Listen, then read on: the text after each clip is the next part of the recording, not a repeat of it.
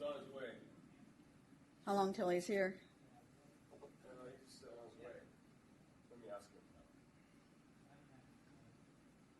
Chair wants to know how long.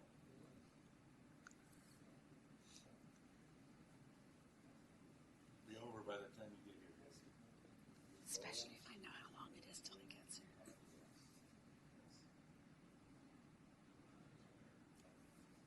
Is Karen coming tonight? She said she was. Yeah, she got the email. Said she'd be late. Oh, okay.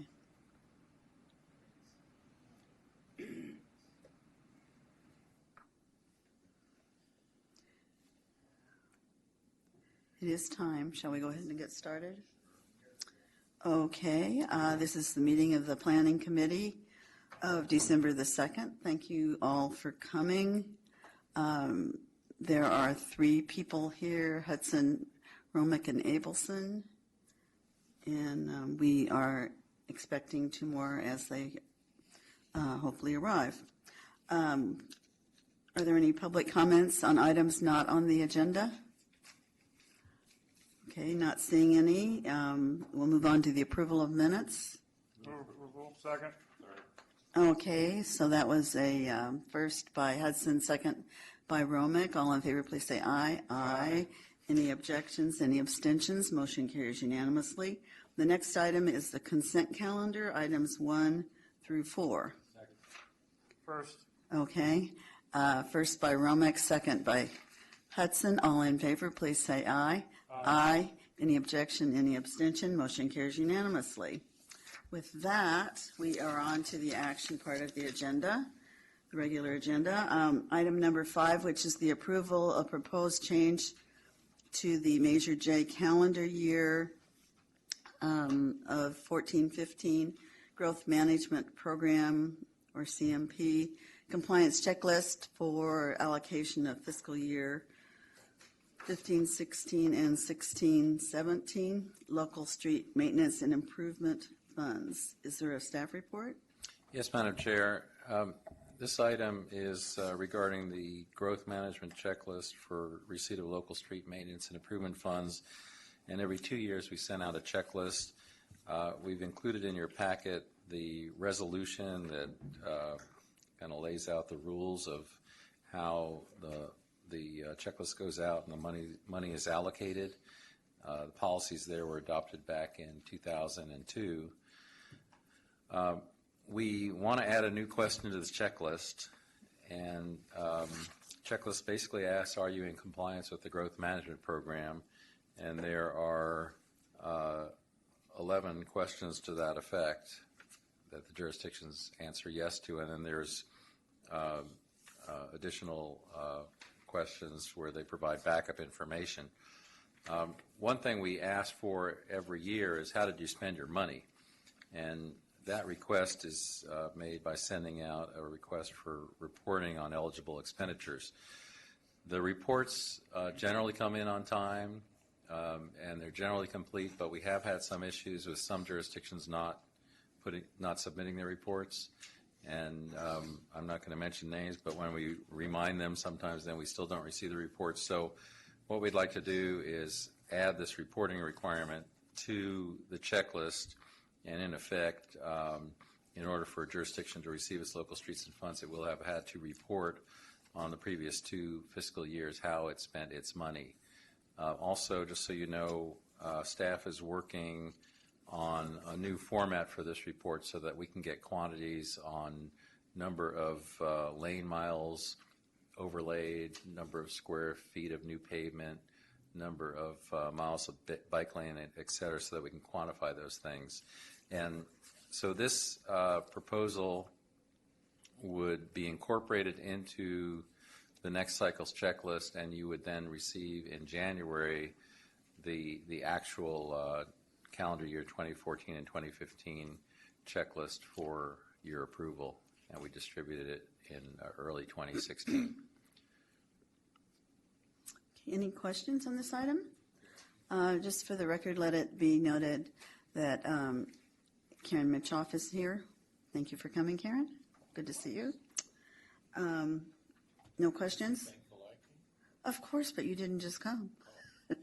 You were here earlier. I did send an email. And we knew about it too. So thank you for being here. So there's no questions. Are there any comments from the audience? Seeing none. Move approval. Thank you.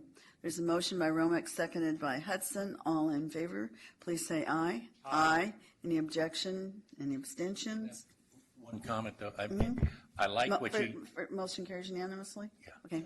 I like the sheet that you showed, an example of how it could be, Martin. And frankly, if you go further on it a little bit and more of a breakdown, I think it's fine too.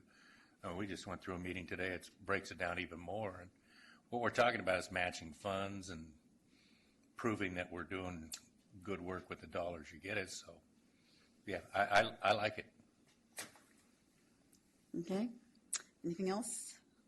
Okay, then we're now on to the next item, which is item number 6, adoption of the proposed 2015 congestion management plan, the update for Contra Costa.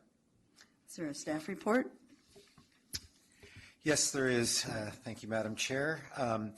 We are here for the adoption of the 2015 update to the congestion management program. As we see this every 2 years, and you saw the draft back in July, I will try and just hit the highlights. This is our 12th CMP for the authority, and as the CMA, we are required to do this every 2 years. There's 5 required components. We must establish level of service standards for a countywide network that includes all the freeways and major arterials. We have to establish performance measures to evaluate the performance of this system for the movement of people and goods. We have to prepare a capital improvement program that identifies projects to improve that system and maintain it. We have to have a program to analyze the impacts of local land use decisions on the system, and a travel demand element that seeks to provide alternatives or incentives for people to get out of their single occupant vehicles.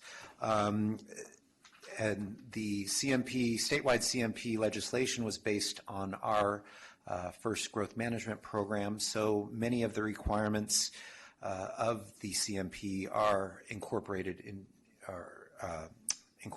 our growth management program. So basically, we use the CMP to document our current activities, policies, and major milestones. We use it as an opportunity to monitor the system every 2 years and to update that CIP. The CIP is a listing of projects that will be seeking federal, state, or local funding over the next 7 years. Since the draft was released, the CIP has grown a bit by about $1 billion, and that is basically because we incorporated the projects that came out of the TEP and RTP 2017 calls for projects, and that include $500 million for the I-680 transit investment project, among others. Another focus was to update our performance measures from the action plans and other efforts. And then monitoring of the system. We went out and monitored 65 intersections and all the freeways in the county, and have prepared a monitoring report on that, which is out for circulation right now. And another change in policy that we're documenting is the change under Senate Bill 743, which removes level of service as a standard of significance under CEQA. There's also another bill that's seeking to remove level of service as the standard used in the actual CMPs. So we've documented that and think that'll probably show up in the next CMP cycle in 2017. And under a separate cover, we will submit a consistency report to MTC documenting our travel demand forecasting model and its consistency with the regional model. The draft was released in July for review and comment. Comments have been incorporated into the proposal for adoption, which is part of your packet.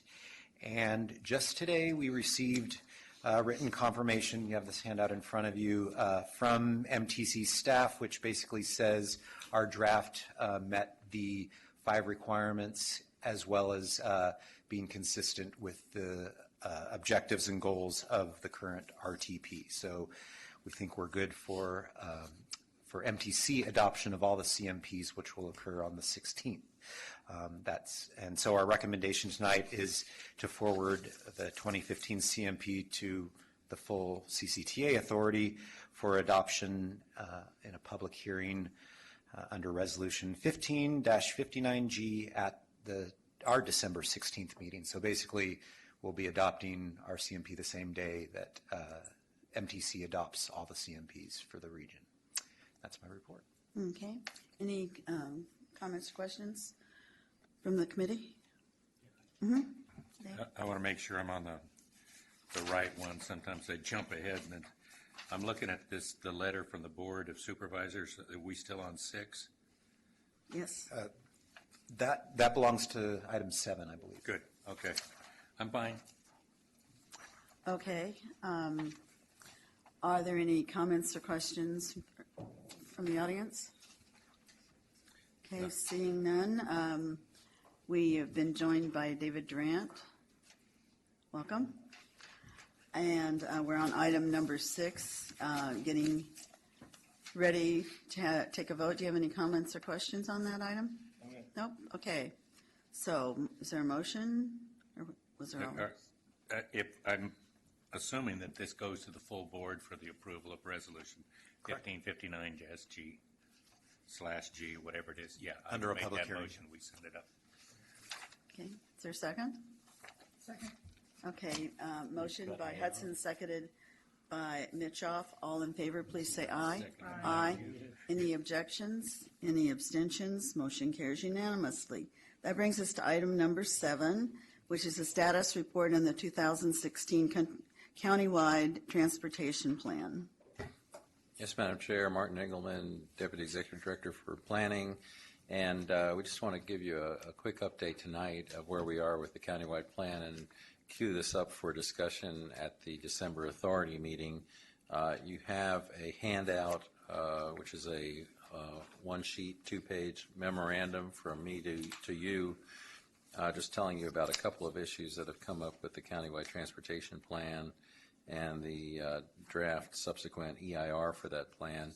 We also included in the packet a letter that we received from the county, and wanted to give you an opportunity to review this letter. It has a number of comments about the transportation expenditure plan, and it also talks near the end about one of the issues that we're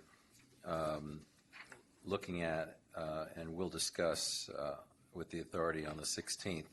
So schedule is to issue the draft CTP and draft SEIR in January 2016 and then adopt it in May 2016. That's been the schedule for some time now. There are 2 recent developments that may affect this process, and I want to tell you about those. We don't necessarily have to discuss them tonight, but we want to queue them up for discussion at the authority. And the first has to do with what Matt just mentioned, the SB 743 legislation, which requires the Office of Planning and Research to revise CEQA guidelines to prohibit use of level of service or vehicle delay-based standards as thresholds of significance in traffic impact studies. And at present, we have 5 draft final action plans that were developed before this legislation came about, and actually the final say on how we're going to measure traffic is still not out.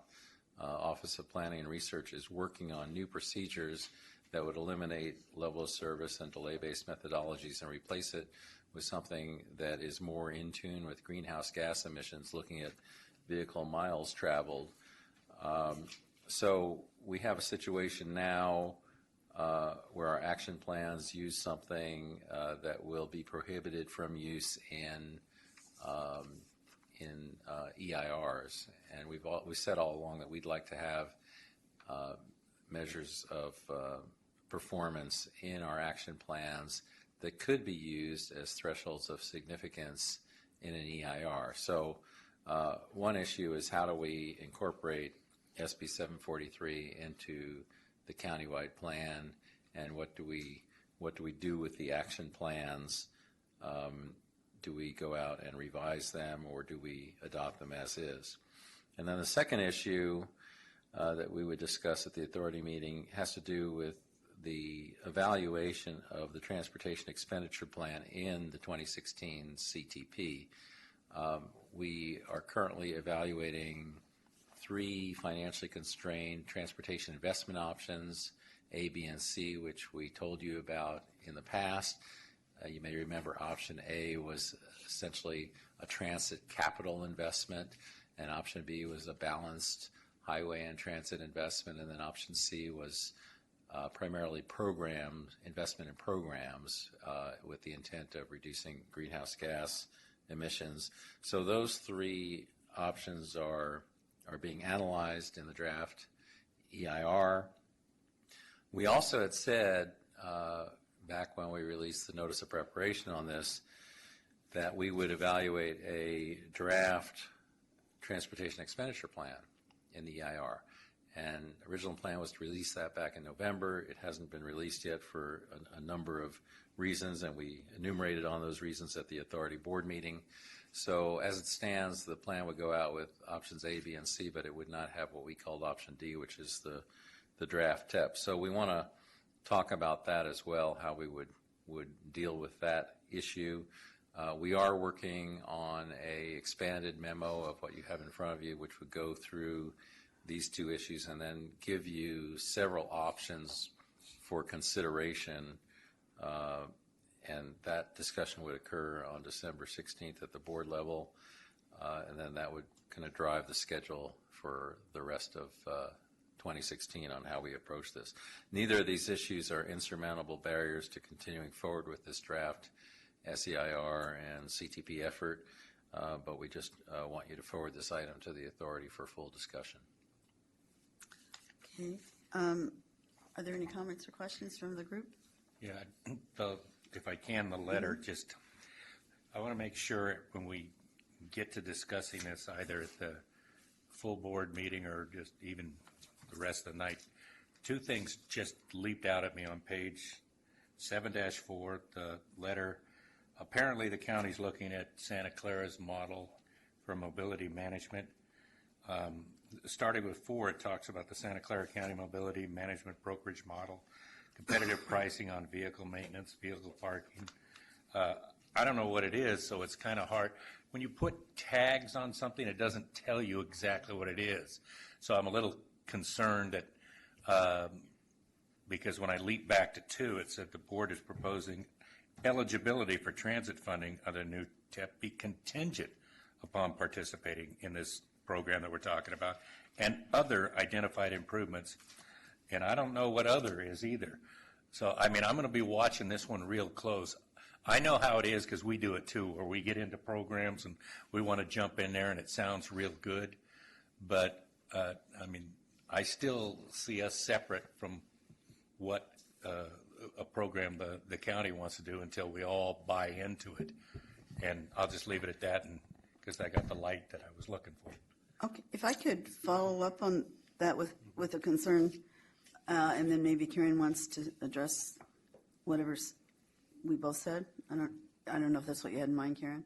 That's what I had in mind. But what I thought I had previously heard a couple of years ago about Santa Clara's plan is that it doesn't integrate well with the surrounding regions, like, for example, ours.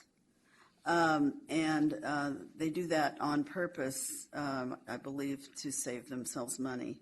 So what that really means is that when you need to, like, for example, if you want to go from the AC Transit service area to the Tri-Delta service area, you can get on a vehicle and transfer to another vehicle, and then I think transfer to another vehicle, and you can get there. But you don't ever have to figure out your way around somehow. And you can make one, if you're a consumer, I believe what you can do is you can, and in fact I know you can do this, you can call up your local provider, and then they will make all of those reservations for you. So it tends to make it a seamless trip for the rider. But what Santa Clara has done, as I remember, is to say, no, they won't do that. So if you were in Santa Clara service area and you wanted to go to even AC Transit service area, which is Fremont, right, then you would have to make 2 reservations. One for the Santa Clara portion and one for the AC Transit portion. And then you have to worry about whether or not they meet in time in a way so that you actually don't get stranded somewhere. So from the point of view of a consumer, that can be quite problematic. And so that may be, if that's still that way, and it was, I know, at one point, then yeah, they're saving money, but they're not providing service. So anyway, did you want to follow? Yes, I did. Thank you, Madam Chair. That's have to ask. When I have the glasses on, it means I'm extremely tired. But I'm still paying attention.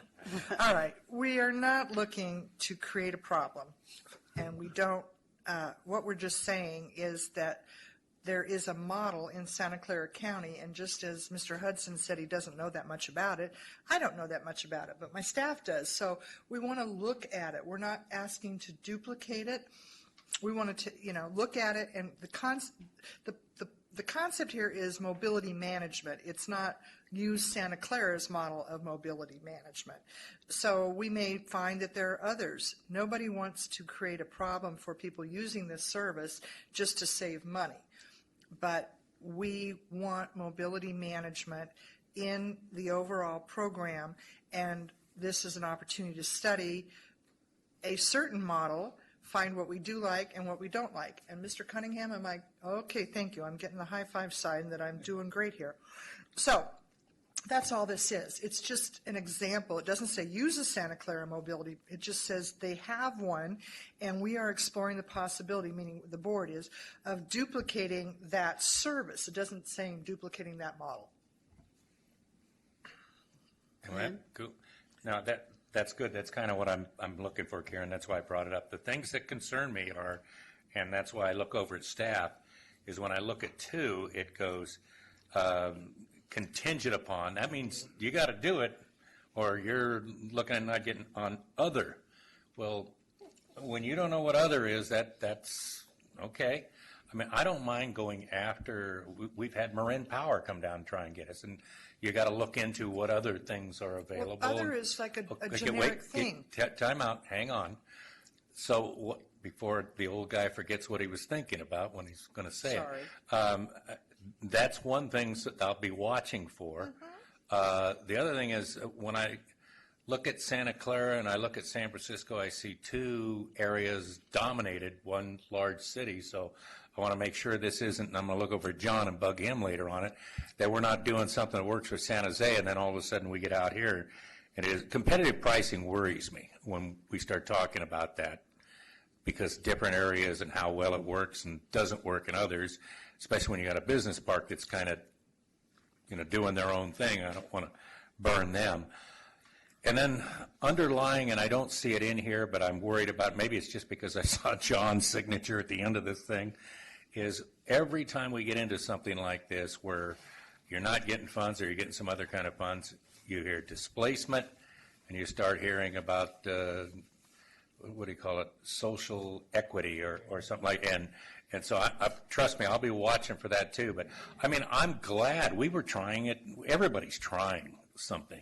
Just, when I see John's signature, I start worrying about different parts of the county, as somebody pointed out. Cunningham? No, Joya. You let John sign it. I'm sorry. I know where John's coming from. But there are different parts of the county, as it's pointed out here, and I truly believe it. This might work perfect in West County, except it won't, as Janet just pointed out. But I'm not so sure as we start getting into the people that are actually taking some of the transit until I see the nuts and bolts. So when it comes forward is all I'm telling you. I'll probably be looking at this and asking people, Is this good or bad for the business in my town? And that's fine. Yeah. It says John Joya Chair. Yeah. It's like John Joya or John Smith Mayor. We know John. No. He doesn't get to sign this unless we tell him to sign it. The other thing that concerns me is the West County problem, because our transit provider, AC Transit, serves 2 counties, not 1. So anytime anything's done by county, it sort of ignores that little piece of information and makes us wonder, especially in my city, which is right on the border, about whether or not we're going to get served adequately by a system Again, like that. this is to look at it. Nobody's making any decision. And Okay. we want input. Then if I might add another piece, the question that occurred to me, we've been getting, when talking about a potential measure we might put on the ballot, different groups telling us they insist upon different things or else, kind of. And this has the appearance of being another one of those. Is the county saying they would be doing this?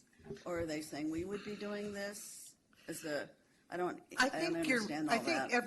I think we need to take a breath and step back, folks. It says a new TEP be contingent, not the county saying that, but we're asking that a new TEP be contingent upon a mobility management program in there.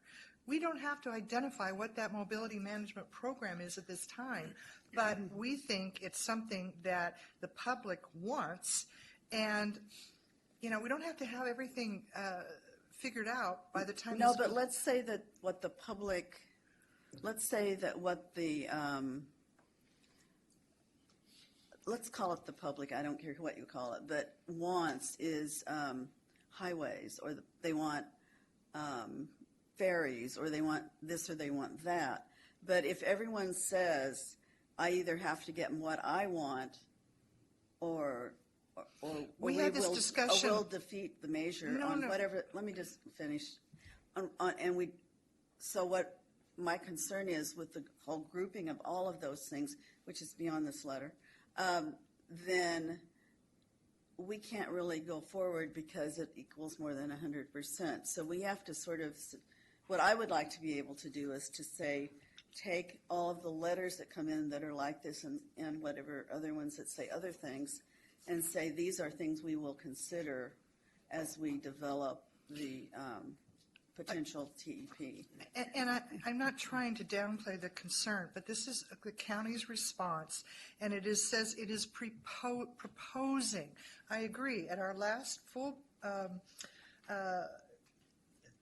authority meeting, that was one of the conversations, and I think Mr. Durant brought it up, as did my colleague Supervisor Glover, that we were all here, you all, I wasn't on the board then, till after midnight, and there had to be some compromise. So no, the county isn't saying if you don't put it in there, we're going to go out and lobby against this. We're saying we're proposing that be in there. And to your point, Janet, if the public says they want all these things and they don't want mobility management, we think as a policy matter, we should put it in there.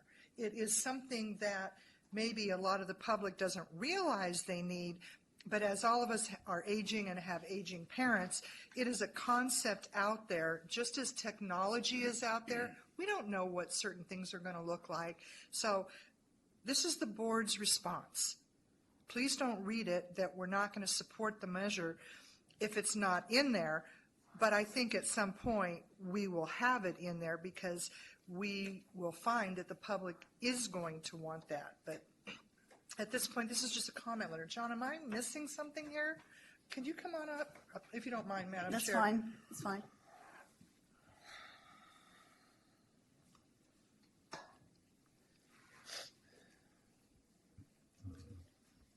John Cunningham, I'm a transportation planner with Contra Costa County, and some of the points covered here. I don't think I'm going to throw out anything new that hasn't been said, but just kind of reaffirm some of the comments regarding Commissioner Abelson's comments as far as the operational aspects of Santa Clara County.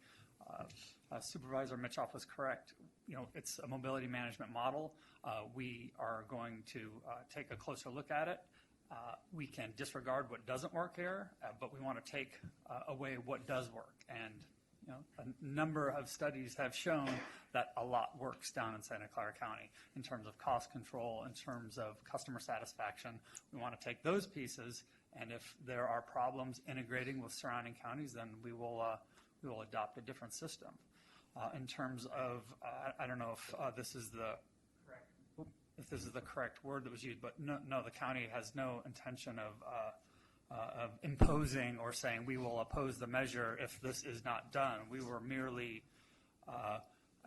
pointing the way on what we have seen as a desire and a need in this county. I believe it is in the letter, some of the cost control issues in the county is we highlighted. And there have been strong statements from this board, specific board members, that something really needs to be done to, modernize the way accessible services are provided in this county.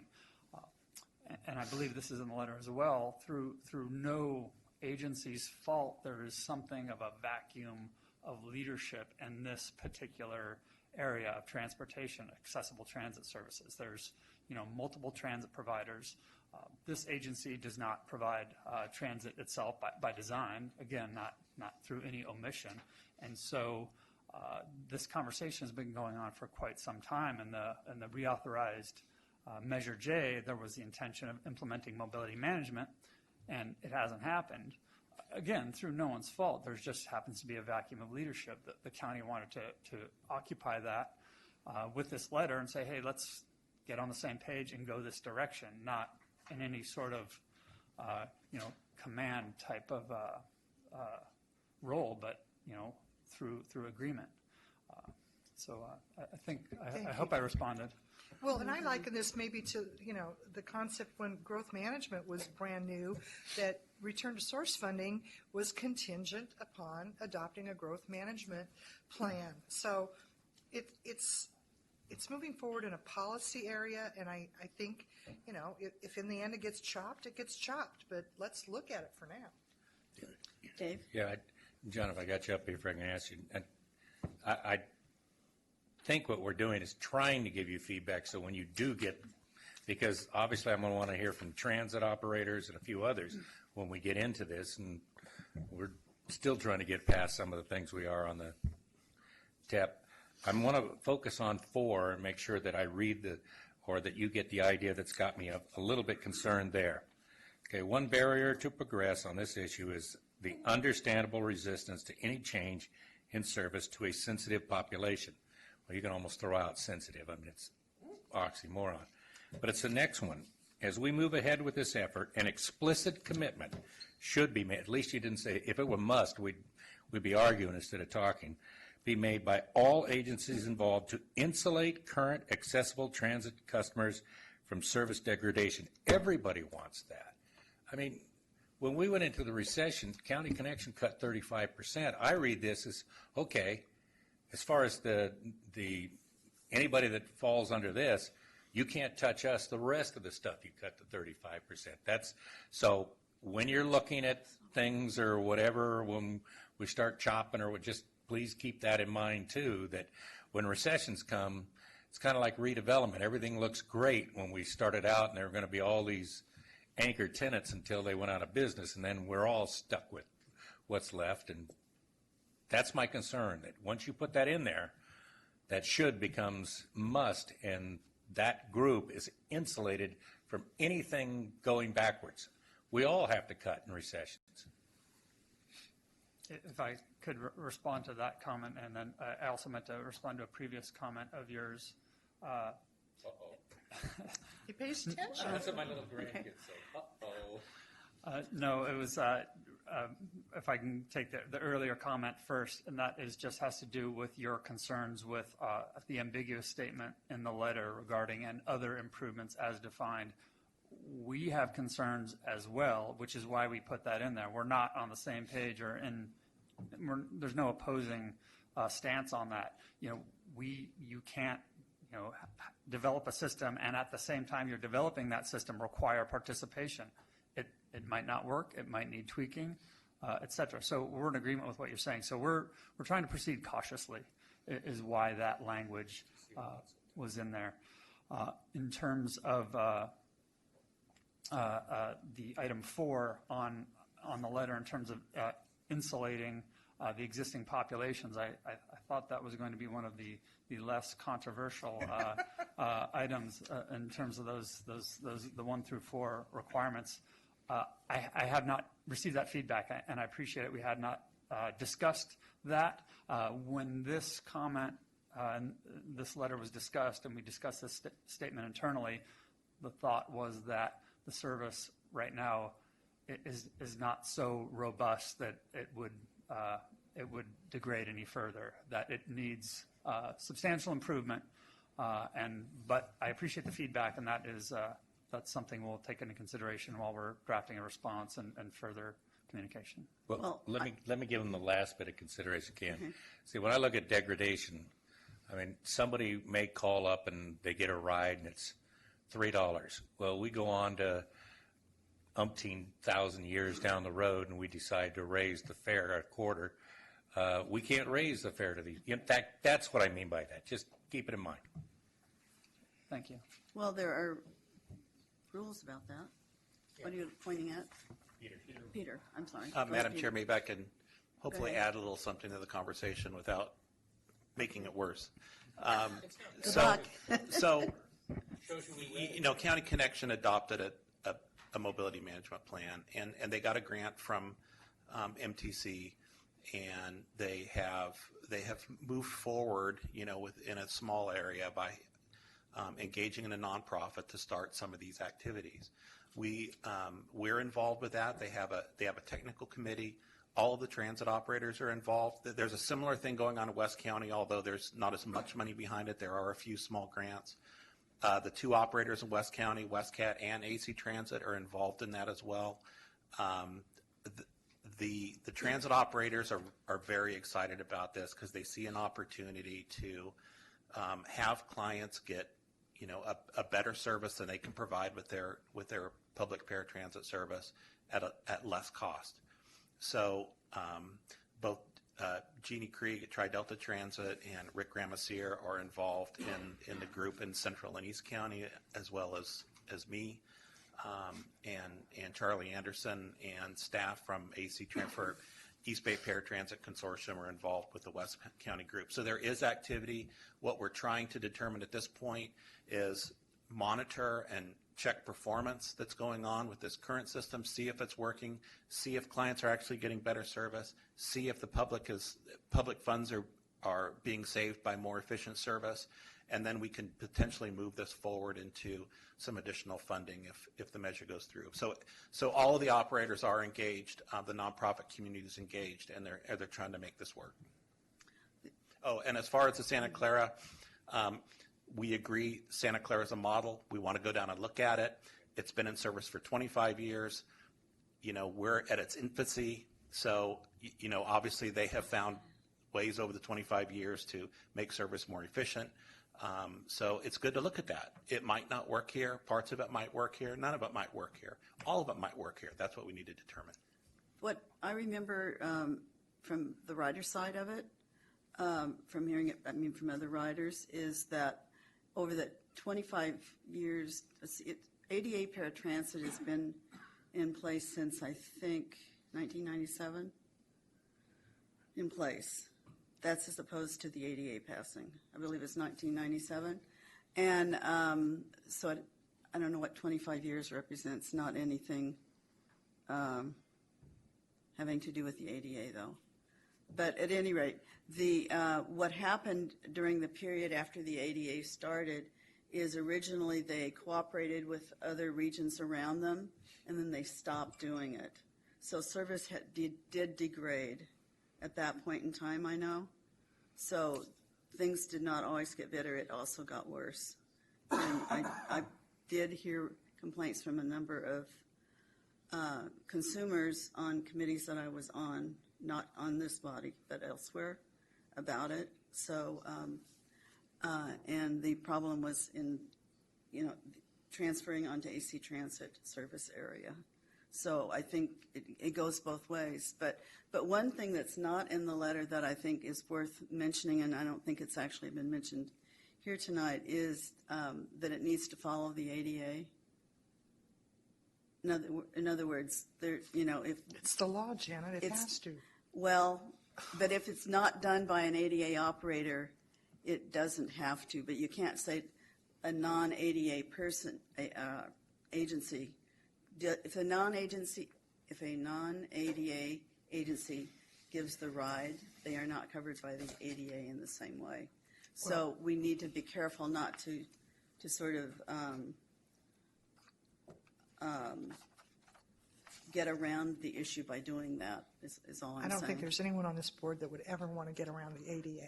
And I think that without offending Santa Clara, we're Contra Costa, and we're going to do it better. And I'm looking at Mr. Iwasaki, and I know that he will want to do it better than Santa Clara does. And for those of us. Is that a fair assumption? Thank you. And for those of us who have to go through Alameda County to get to Contra Costa from another place in Contra Costa, we need to go beyond the county viewpoint, I would say. We need to Take get county the out ride. of it, Janet. I'm talking Okay. Contra Costa Transportation Authority. Okay, We will do it better than Santa Clara. that's good. I did assume that, however. Okay, are there any further comments? Dave? Durant? Thank you. So a few things. First of all, I think the first thing that needs to happen, based on the invitation in the letter, is that county staff and CCTA staff need to sit down and talk. And they probably need to sit down and talk a number of times so that the details of these things can be flushed out, because the letter really doesn't give a sufficient breadth of information from which I can personally conclude anything, other than that these are thoughtful, one hopes thoughtful suggestions of things that should be considered. So I think that's the first step. Second step, I think, is it feels like there's an embedded invitation for there to be a communication, if you will, between the County Board of Supervisors and the CCTA Board. And I think a joint meeting of those two policy bodies would make sense, rather than what could be an extended period of exchanging letters and comments and comments and so forth and so on. I do worry about some of the notions that are embedded in the suggestions. And while I understand that they are just suggestions and things for thought, I worry about, as you guys have all heard me say probably many times now over the years, turning the Transportation Authority into a social engineering organization. And for example, when we say that, I think tying funding to implementation of a mobility management program is different than what we did with the original Measure C with the growth management program.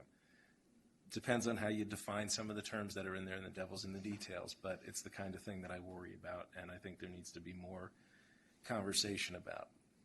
Having said that, I'm a huge advocate of recognizing not only where we are in terms of population today, but where we're going to be in terms of population 25 years from now, and the accessibility challenges that exist for a range of people, but particularly where this seems to be focused, which is on the aged. And so I know there's a lot of work that needs to go into contemplating how we improve transportation services for the aged in the county. It's only going to get worse than before it gets better in terms of moving a range of people between a range of different services that are necessary. I don't know that any of that or all of that can be done in the short 7 or 8 months that it would need to all be done in order for this to make it onto a 2016 ballot. But I think those conversations have to happen.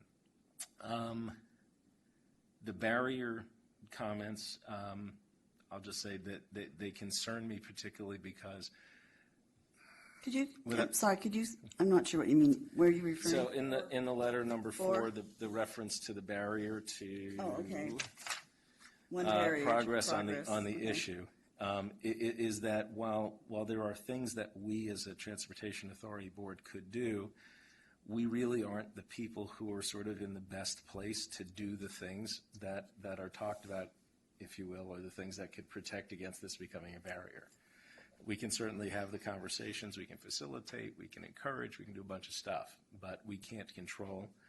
And the key component from this particular paragraph seems to be, shall we say, funding commitments that I haven't heard from anywhere, from anyone, about how you fund making sure that the people who have existing services aren't hurt in some way.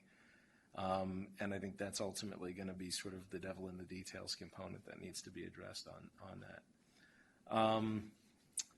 Next one is on the land use coordination. This is where I have the most trouble. It's sort of a rehash in one So sense. it's also, just for the record, still in item 4, right? Yes, ma'am. Okay. I think it's its own separate. Well, it follows item 4. It's probably not part of item 4. It's not, it's right after 4. Yeah, I'm right just after doing 4. that because this is being recorded and. Yep, fair enough. Okay. There's been this long-standing debate and discussion in the county around, economic development incentives and how you balance jobs and housing and how you do all those sorts of things. And again, I'm a huge fan of focusing attention in the appropriate place, in the appropriate agencies on those things, but I don't think it's appropriate for the Transportation Authority to somehow be sort of converted into a mini ABAG or an MTC who wants to expand its scope into, shall we say, over-incentivizing or disincentivizing in the name of incentivizing land use decision-making by local jurisdictions. And I worry with some of the language that's in here that that's kind of where we're headed in terms of trying to accommodate the suggestion or get through the discussion of the suggestion. We've been at this in a lot of ways over a long period of time, and we've discussed some of the nuances of it. A big fan of working on priority development areas and incentivizing things that actually do reduce traffic. I'm not a big fan of the notion of having the Transportation Authority invest in underground piping to move water and other infrastructure like sewer and land assembly and those sorts of things. That feels like it's way outside the realm of what the Transportation Authority is supposed to be in the business of doing. And so while I get that it's a suggestion, these are just a set of ideas that might be considered. Some of that feels like it's the wrong ideas, moving the wrong direction for what this body is supposed to be about. I should probably stop there, but I won't because I can't help myself. I really do think that a big part of what's missing from the letter is a real sense of what the county has seen in the discussions that we've had about the TEP and other shall we say, planning documents about what the county supports about what we are doing so that we have something positive to build on. And I get a little worried about that because I worry about what's the next sort of shoe to fall. And so I'm struck by the whole sort of construct here. There's a lot that we do that does a bunch of what's talked about in the letter in terms of trying to facilitate some of these things, but we do it within, sort of the ambit of what is ours to work on and what is ours to fund. And so I would still like to see more from the county in terms of what else it's supportive of that we're doing, what we should build on that we're already investing in, and those sorts of things. Can I ask a question here? Sure. We're not trying to modify the letter here, right? This No. letter is written, so when you say, Well, let me answer the question I think you're about to ask. What the agenda asks us to do in part is to provide feedback to staff so the staff can work on a response to the county, okay, right? And so that's part of what I'm trying to do. okay, Is these are things that I would like to see as part of the discussion with the county because, as we all know, the measure itself isn't going to go anywhere unless the county's on board and supportive and we have a common understanding or agreement about what it is we're pursuing. And we can sort of keep tap dancing around that or not addressing that fundamental elephant in the room, or we can put it in the middle of the room and talk about it and look at it and touch it from each side of the elephant and address all of the issues that come up from doing that.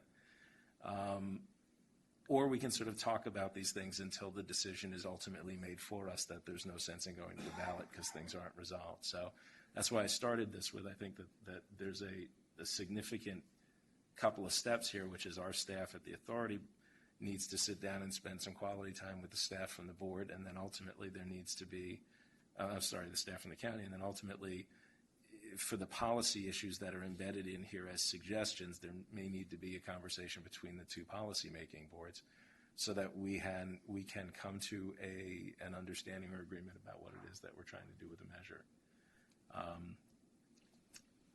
I just worry that there's so much in here that one couldn't realistically get cleared up and sort of adequately built into a measure to get there in time for us to go to a ballot next November, that I really don't want to wait and have this kind of conversation until next spring. Okay. Ross. May I, Madam Chair? Ross Chittenden. So I think the discussion's probably gone a little beyond what I think the scope of what was really brought forward here, which was really in the context of the CTP, but it was a very good discussion and certainly one good for me to listen to. Probably a little bit out of context. First off, this wasn't a letter that was just dropped on our laps. It probably was dropped on your lap, but there has been a certain level of discussion among staff at the county and over here. And I know I actually participated in a couple of the meetings at the Board of Supervisors where this letter was being addressed. So at least at a staff level, nothing in here is a surprise. That's not saying that we agree with everything that's in here, but certainly this is not something that's a surprise. And you know, the big topic we're talking about here, Peter has been very engaged in that and has assumed a leadership position in the county. So we're represented on that issue, and it's probably good to have this discussion. Little bit of the discussion is maybe a little bit of welcome to my world, because I wish this was the only letter that we had. So we're going to have many of these types of discussions, many of the same policies here. You heard from me last month. We haven't been able to bring to you all the things that are being suggested out of our stakeholder groups, and many of them are going to sound similar to these. Many of them are going to go far in excess of all these. So it's good to start this discussion, and maybe we need to tee some of these up at the board meeting, because this one in particular, at least in my judgment, and I'm not the best judge of this, this is not this, mobility management is not the stickiest issue that we're going to be having a discussion on here. So we need to prepare ourselves.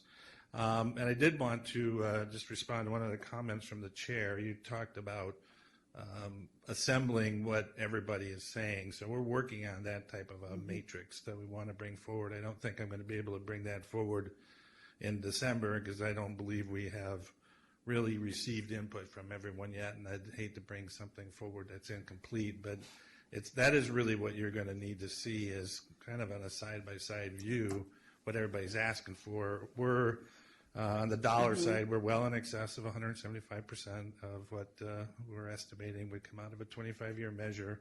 And the types of incentive, carrot stick, depending on which side of the equation you're looking at, that's something that's prevalent in other measures, and is certainly very strong throughout the conversations we've had over the last few months. So it's good that we get them on the table. It's good that we start talking about the ones that are,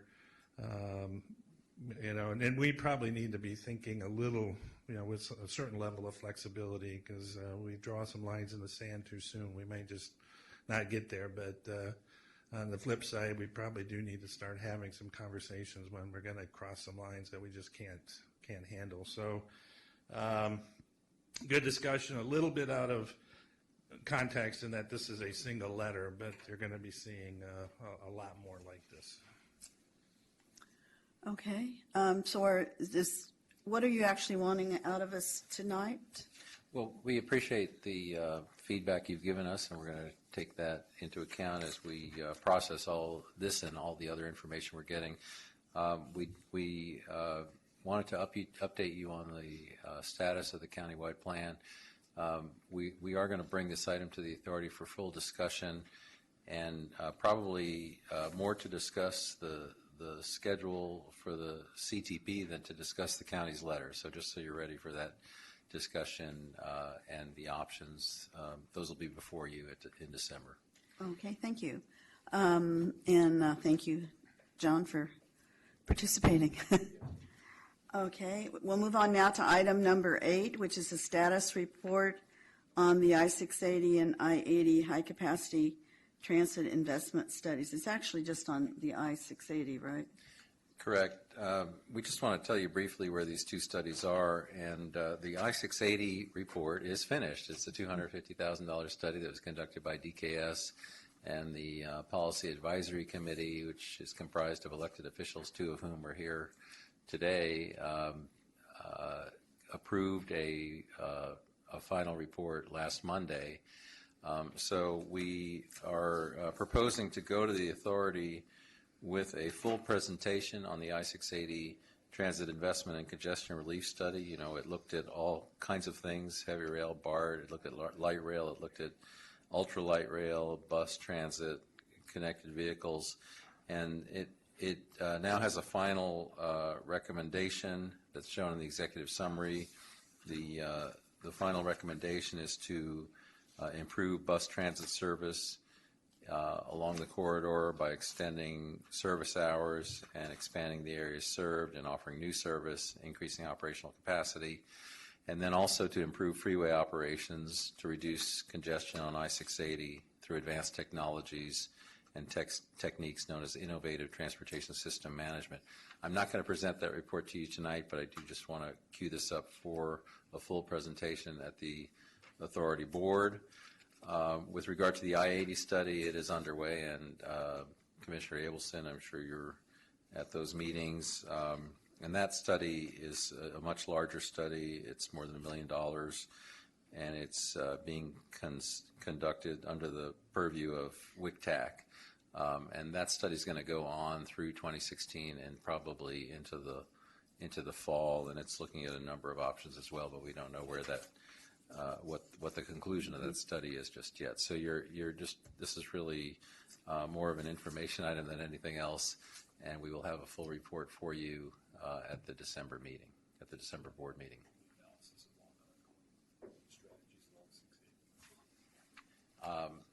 Yeah, just to mention, there are a lot of moving parts to the I-680 corridor. You'll note that MTC is out there now building express lanes on the corridor, and we have a project, we have a study that was completed by Caltrans that suggests new auxiliary lanes.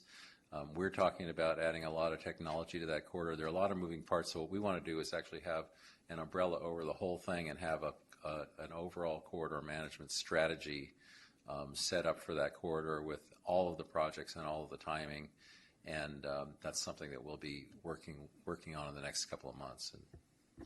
Yeah, Martin's agreed to take the lead on that with MTC. So we had a meeting with Alex Marin maybe a week ago.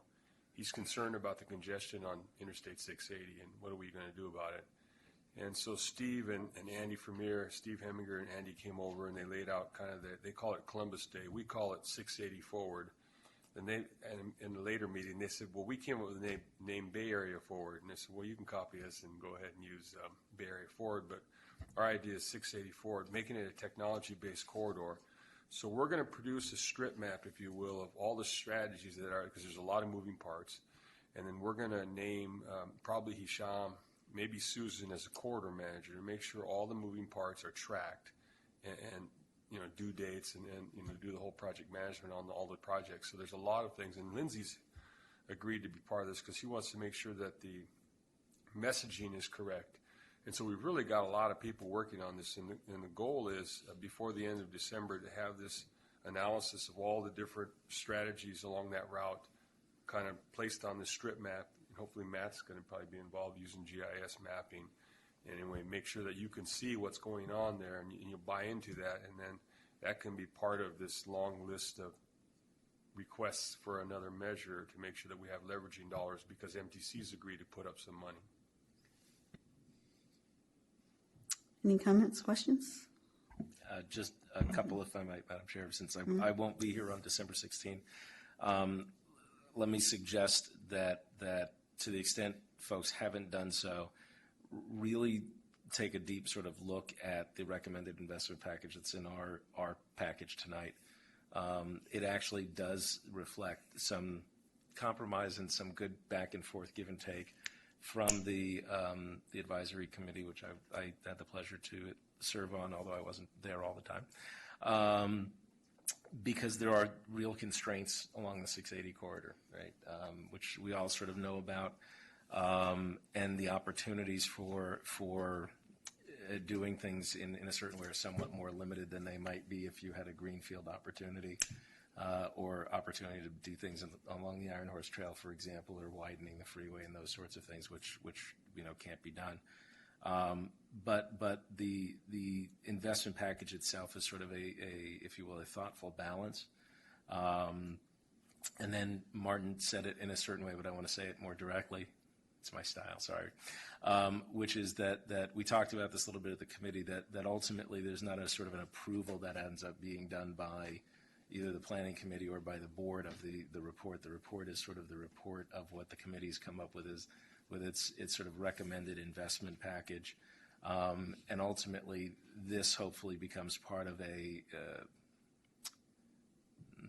set of tools in a toolbox for use in putting together a TEP and other sorts of opportunities for gathering and leveraging dollars and investment dollars for transportation improvements through this corridor of the county anyway. Anyway, that's all I should probably say at this point.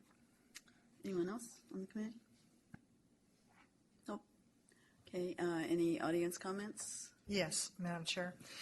It doesn't really fall under the purview. You mean as a member of the committee, right? I thought you moved on to number 9. No, I'm sorry. Said, no. I said, are there any? I just said, are there any audience comments? And you said yes. She's got a right to be a long meeting. However, since there was no other comment to that, and you meant to say for number 9, which is other business, would you like to say what you want to say? What I would like to say, thank you very much. And I know it doesn't come under planning committee, but it's something that Supervisor Glover and I have been talking about. Could staff research, if that even is required? I know the rotation of the chair goes with the 4 RTPCs. And the county is beginning to feel like it would like to be part of that rotation. And I don't know if it's set in stone somewhere that the county cannot be part of the rotation of chairs, but I'd like to know that because I'd like to at least get that as a conversation, not in the next authority meeting, but just looking at the folks, who have served. I will be going into my, I think, 6th year, and it seems like, anyway, I would like that information. Thank you. That's not planned. We can't do that. I'm using this forum to let my colleagues know that it's something that the county has been interested in for quite a while.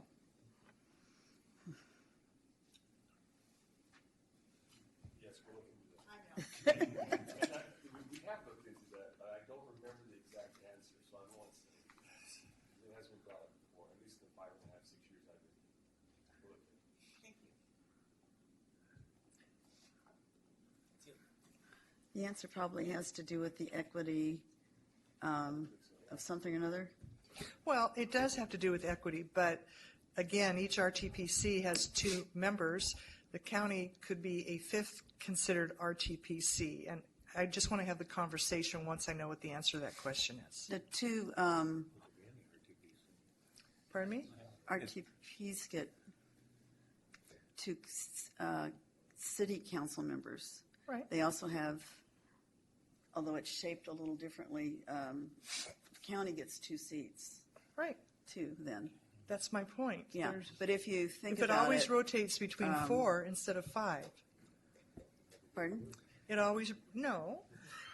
It always, it rotates between 4, and Supervisor Glover have thought it should rotate between 5. But for example, he's the example, a good example of what area does he represent? he represents the County Board of Supervisors, not District 5. On this No, no, board, Federal. yeah, he and I represent the same group of constituents, which is the entire county. I think so. On this board, we represent the entire unincorporated county and the county. If I may. This No, we isn't the don't have to- conversation no, we don't, here. do we? If I may. Okay. Okay, so I- we're now This- on to, Well, if Oh. I may, just real quickly. The topic did come up. Randy's already said he's going to research it. I do believe it's in one of the organizational documents.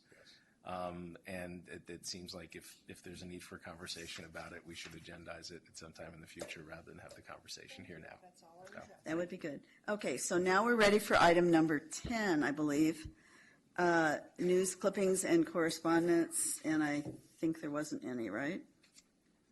If I remember correctly? Right. And so now we are adjourned until next year, January the 6th. We're having a holiday party after the board meeting. Okay.